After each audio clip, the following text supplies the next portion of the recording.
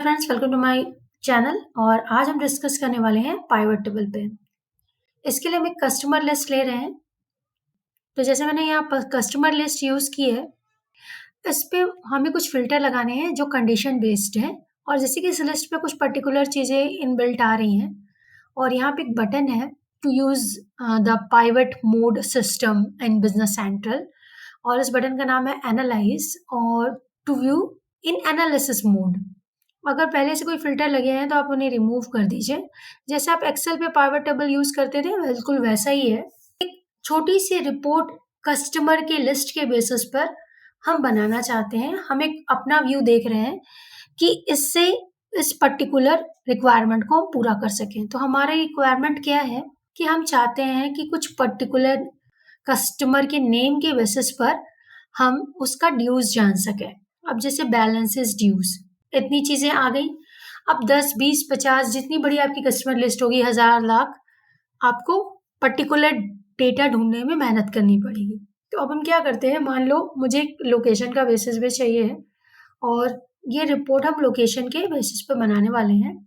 तो मुझे इसे ड्रैग एंड ड्रॉप करना है और अगर मुझे इसका कॉलम लेबल देखो हेडिंग बनानी है तो ये एक पर्टिकुलर लोकेशन यूज़ हो रहा है, दिल्ली लोकेशन, उसके बेसिस पे बन रही है। अब मुझे बस ये जानना है कि इसमें ऐसे कौन से कस्टमर्स हैं जिनका बैलेंसेस 10,000 से 1 लाख के बीच में है।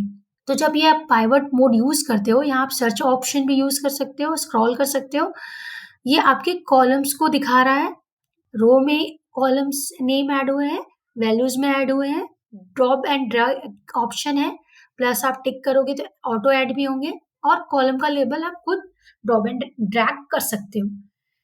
अब पर्टिकुलर कंडीशंस पे जाते हैं, जैसे कि एनालिसिस फ़िल्टर है, इस पे हमने क्लिक किया, इतने सारे ऑप्शंस हमें मिल रहे हैं।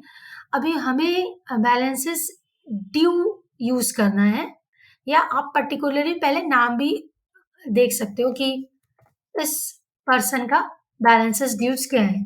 0 दिखा रहा है, पर्टिकुलरली मुझे एक नाम पता था। तो अगर कस्टमर का नाम पता है तो आप एक फ़िल्टर ले सकते हो कंटेन्स, और उस नाम को कॉपी पेस्ट करना है तो कॉपी पेस्ट या लिखना है तो लिख सकते हो। एक साथ 2-4 भी फ़िल्टर कर सकते हो, एंड का फ़िल्टर लगा दो। तो इस तरह से आप यूज़ कर सकते हो, कंडीशन बेसिस पे है। और अगर ये फ़िल्टर नहीं चाहिए मुझे, अब जैसे ये फ़िल्टर लग गया लेकिन मुझे इसे हटाना है, तो क्या करना है, सबसे पहले आपने जो वैल्यू डाली थी वो वैल्यू हटा दो। और अगर आप सेकंड, थर्ड, फोर्थ, फिफ्थ कोई ऑप्शन यूज़ करते हो, तो देखो आपको वो पहले ऑप्शन पे अगर वो आ गया ऑप्शन पहला जो लिस्ट में था, तो फ़िल्टर ऑटो हट जाएगा, ठीक है? तो आपको वैल्यूज़ हटानी है और फर्स्ट ऑप्शन पे फ़िल्टर को कर देना है तो फ़िल्टर रिमूव हो जाता है। नेक्स्ट पॉइंट पे आते हैं balance due. Balance due equal amount, अगर मुझे नहीं पता है कि इतना ही इसका बैलेंसेस होना चाहिए था, तो मैं एक ऑप्शन चूज़ करूँगी इन रेंज। मान लो 10,000 टू 1 लाख के बीच में मुझे चाहिए कि अगर कोई कस्टमर का ड्यूज़ है, तो मुझे बता दो। तो क्या कोई ड्यूज़ इस बीच में है 10,000 टू 1 लाख? इन रेंज मैंने लिखा था, थोड़ा बढ़ा देते हैं। सी मिला। अब इस तरह से हम चेक कर सकते हैं कि जो पॉजिटिव अमाउंट हमने डाला है रेंज का, 10,000 से 10 लाख के बीच में हमारे पास 3 कस्टमर हैं। तो 3 कस्टमर का नाम भी आ रहा है, उनके बैलेंसेस भी आ रहे हैं और टोटल भी आ रहा है। और जो भी चेंजेस करने हैं सब बड़ा करके देख सकते हो।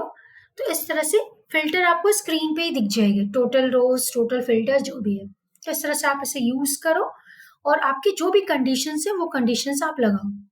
Thank you for watching.